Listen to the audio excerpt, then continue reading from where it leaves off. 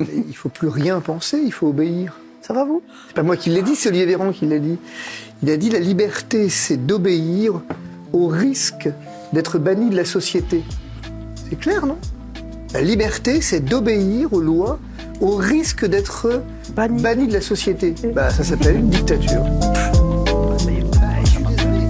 Moi, effectivement, ce système du pass sanitaire, je le trouve complètement aberrant. Il ne sert à rien. Maintenant, il n'y a que deux façons de voir le problème. Ou il n'est pour personne, parce que personne n'est convaincu de son utilité, que son utilité n'existe pas, qu'il n'est pas fait pour lutter contre l'épidémie, et auquel cas, alors il faut l'abandonner parce qu'il n'a aucune utilité, ou alors il a une utilité et il faut le généraliser. Mais ce qui pose un problème et que vous ne semblez pas pouvoir percevoir tant que vous êtes dans l'idéologie, madame, c'est qu'en fait, actuellement, votre passe sanitaire, quand vous regardez les chiffres, effectivement, s'avère être une passoire sanitaire, pour reprendre l'expression de mon voisin, en ce que si les personnes vaccinées peuvent continuer à transmettre le virus. Alors je sais bien que vous allez unanimement dire que c'est pas vrai et que tout ça n'est que du complotisme, bien sûr, car quand nous n'avons plus d'arguments, nous sommes obligés alors d'avoir recours à l'anathème, c'est une technique vieille comme le monde, mais la réalité c'est que le CDC l'a dit, la charge virale est la même, la Suisse l'a dit, je l'ai démontré ici. CDC l'a dit. Simplement, effectivement, la vérité, c'est que vous niez le réel. À partir de là, le dialogue demeure impossible. Emmanuel Macron, effectivement, voilà, il a endossé un nouveau costume. Hier, il était général des armées, mais comme il s'est complètement ramassé sur cette fonction, bah maintenant il est devenu influenceur chez Pfizer. Ça lui réussit mieux. En effet, je le trouve beaucoup plus crédible dans son rôle d'influenceur et de commercial d'un labo que finalement général des armées. On est parfaitement d'accord. Et au moins, il s'est trouvé une nouvelle vocation pour après son départ de l'Élysée, que j'espère rapide. Mais l'état de droit, il est mort le jour où le président de la République a dit sortez, allez au théâtre.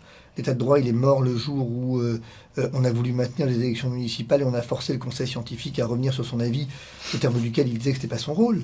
L'état de droit, il est mort le jour où on a laissé les scientifiques sur les plateaux télé prendre le pouvoir. L'état de droit, il est mort le jour où on a confiné sous la pression. L'état de droit, il est mort à ce moment-là.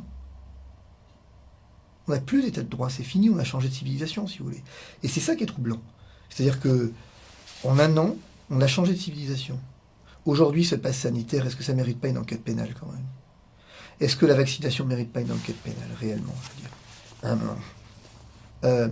Instaurer un passe sanitaire dans un but avoué de forcer les gens à se faire vacciner, alors qu'on sait maintenant que sur le plan d'immunité collective, on ne l'atteindra pas, quel est l'intérêt? Est-ce qu'on peut s'intéresser à McKinsey 2 minutes? Les liens entre McKinsey et Emmanuel Macron. On a le droit de s'y intéresser? D'aller voir un peu comment McKinsey pilote la crise ailleurs? Non, on n'a pas le droit de s'y intéresser. Les Italiens ont eu un problème au début de la crise. Les infectieux italiens ont dit aux Italiens, mais vous êtes complètement cons ou quoi? Comment vous comptez votre nombre de morts?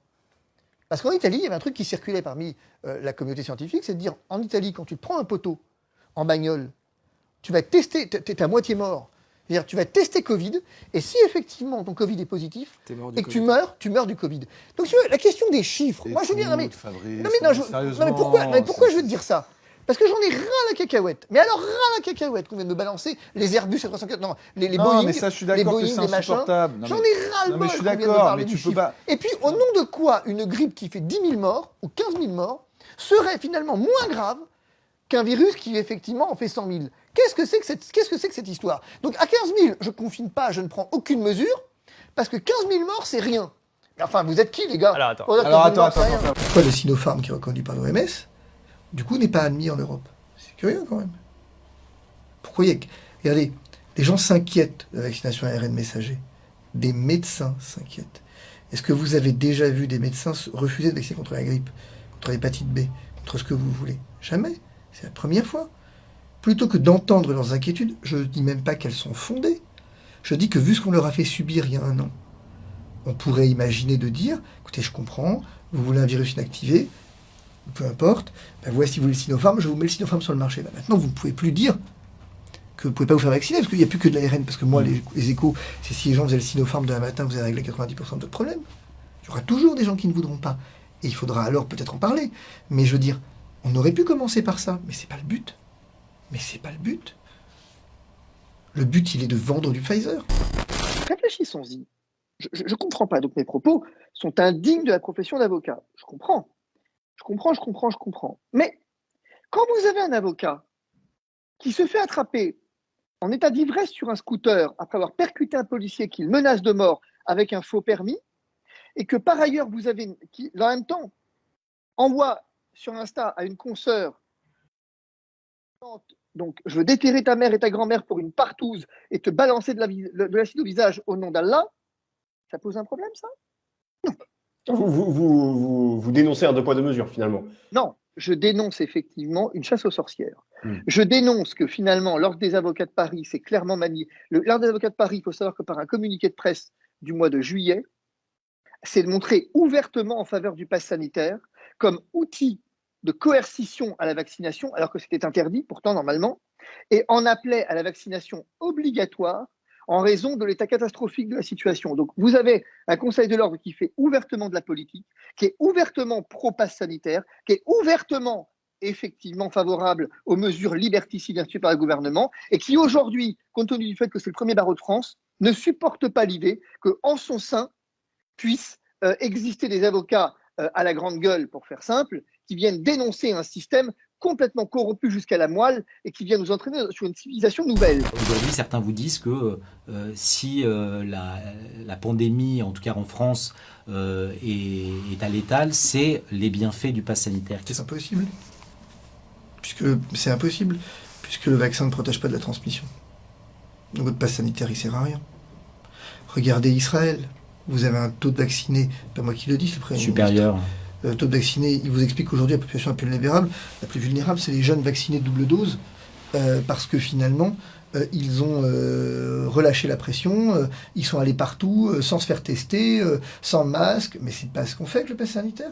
Votre pass sanitaire, il pourrait avoir une cohérence, c'est ce que je m'évertue à dire, et je suis pas contre l'idée d'ailleurs, si tout le monde se fait tester. C'est pas con d'ailleurs de se dire tout le monde se fait tester dans un endroit un peu stratégique, comme l'avait fait le Luxembourg à un moment, on se fait tous tester puis c'est réglé. En fait. Entre la liberté et le confort, on choisit toujours le confort. La servitude volontaire, c'est la servitude du confort. Et on vit ça en ce moment. C'est confortable de se donner l'illusion d'avoir zéro virus. C'est confortable l'illusion de se bercer de l'illusion. C'est-à-dire qu'il y a les gentils et les méchants. C'est confortable de se dire que un peu de liberté en moins pour beaucoup de confort en plus, c'est pas grand-chose finalement. Finalement, quand on y pense. Est-ce que c'est pas... Et très amusant, c'est finalement ce matin un confrère, Spinozzi, qui a dit un truc impressionnant, qui dit oui, bah écoutez, c'est jamais qu'un test antigénique que vous avez en 5 minutes dans le nez pour aller au restaurant, y a pas mort d'homme, quoi. Il n'y a pas mort d'homme. Et c'est ça qui est intéressant. C'est qu'au fond, on sacrifie la liberté sur l'autel du confort. Aujourd'hui, on a un vrai problème avec l'Église. C'est qu'elle a abdiqué dans cette épidémie son rôle. On a fermé les églises, on les a fermées avant tout le monde presque, les lieux avant tout le monde. On a accepté l'idée de passe sanitaire pour visiter les églises sans broncher. Faut pas s'étonner après si à un moment donné, vous n'avez plus de pratiquants et que les gens se sont désespérés. L'Église, effectivement, aujourd'hui, est responsable d'une forme de désespérance. Et je suis très inquiet pour elle, honnêtement. Parce que le seul péché qui ne sera pas pardonné, c'est celui contre l'espérance. Saint Paul qui le dit. Je veux dire, ça pose un vrai problème quand même. C'est-à-dire qu'aujourd'hui, on a privé les gens d'une espérance. C'est dramatique ce qui est en train de se produire. Est-ce que vous vous rendez compte du poids des mots? Le relâchement des Français. Qu'est-ce que c'est que cette façon de poser les questions?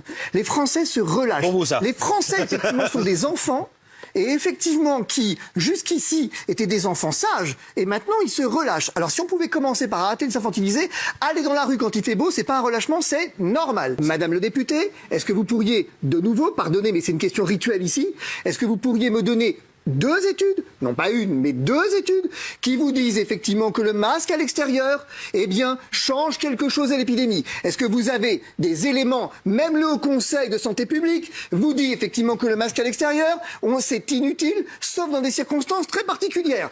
Donc, à un moment donné, si vous voulez, moi, je veux bien qu'on me parle du relâchement, je veux bien qu'ici et là, tout le monde ait un avis sur tout, mais sur quoi le fondez-vous? Donc, je voudrais simplement rappeler, ça, on a tous compris maintenant, que ça marche de porter un masque. Non, madame. À l'intérieur, ça marche. On parle de l'extérieur. Ça marche. Je demande des études à Ça l'extérieur. marche de se laver les mains. Ça marche de mettre le droit répondez toujours pas Ça à ma marche de question. garder ses distances. C'est une habitude sur ce plateau de ne pas répondre aux questions qu'on pose. Non, mais je ne suis pas au tribunal. Quand même. Je ne suis pas au tribunal. Mais c'est Je pas, vous explique non, madame, simplement. c'est pas un argument de tribunal, ça c'est de la sophistique. Je pose une question précise. bêtise. C'est simple. Est-ce que vous avez des études qui vous disent que le masque en extérieur, ça marche? Oui ou non? Est-ce qu'il y a un endroit aujourd'hui? Oui ou non? Est-ce qu'il y a un endroit? Mais il est terrible, hein. Ah, non. Est-ce que je peux finir ma phrase? Madame, vous pouvez finir votre phrase si vous répondez à ma question. Moi, je ne saurais pas vous répondre. Madame, je saurais pas vous de ne quoi je répondez vous pas parle. aux questions. On a un temps imparti. Est-ce que oui ou non, vous avez des études qui vous montrent que le masque à l'extérieur, ça marche? Oui ou non? Oui ou non? C'est dommage, j'avais besoin de 3 heures. Oui ou non? Est-ce qu'il y a des études qui montrent que ça marche et que ça a une influence Vous êtes sur bien l'épidémie? avocat. Vous êtes bien Madame, avocat. Vous vous posez oui ou des non? questions pour qu'on ait la seule réponse mais- possible soit oui ou non. Comme Mais je ne vous d'habitude, répondrai je pas. suis désolé, Je mais vous sur ce laisserai pas faire. plateau, à chaque fois que j'ai quelqu'un en face, il est infoutu de répondre à mes questions.